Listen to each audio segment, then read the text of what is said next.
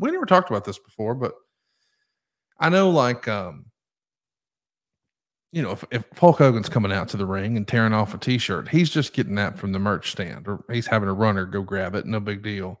But these guitars, is WWE supplying these for you? Is that something out of their props department, or is that something that you've got to go find a guy and you're coming out of pocket for that? No.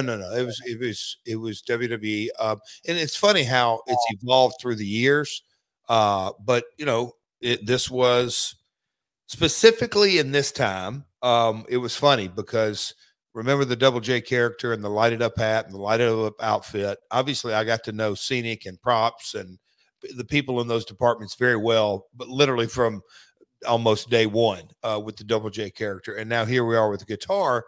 And it was something that, you know, in those days it was, and I know Honky Tonk had used it, I'll call it sparingly, but and we'll call it late 90s. It was, oh yeah, let's use a guitar.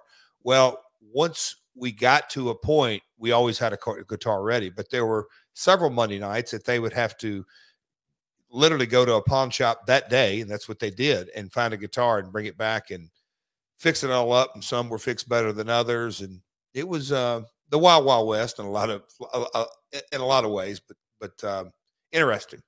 What was the worst guitar shot you took? Not gave, but took.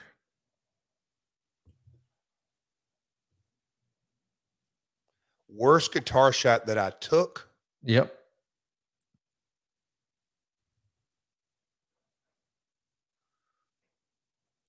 I took a guitar shot in Canada at WCW. And I went back to the room and my neck had locked up. But I think it was more on the bump that I took. I'm trying to think who gave me that. Maybe Benoit, actually. I'm trying to think. But worst guitar shot. Oh, no. Shoot, what am I thinking?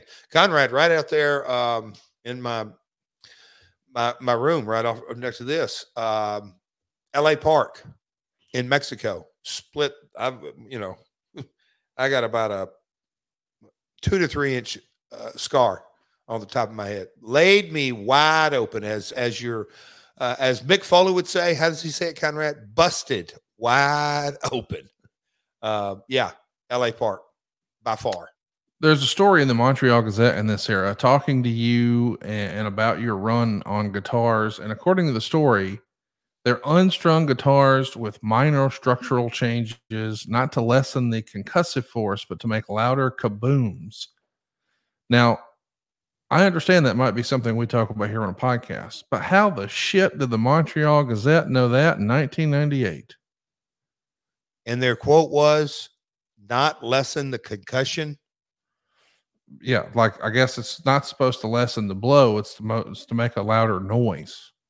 But I'm like, what? So maybe he's a fan and dressing it up, or he's not a fan and trying to make us look barbaric. But heck, I don't know, Conrad. I mean, seriously, like, I just found that odd. Like, wait a minute, why would we go to a newspaper and tell our magic tricks? Yeah, I don't. Yeah, I have no idea. It doesn't say where he got that quote from, right? No,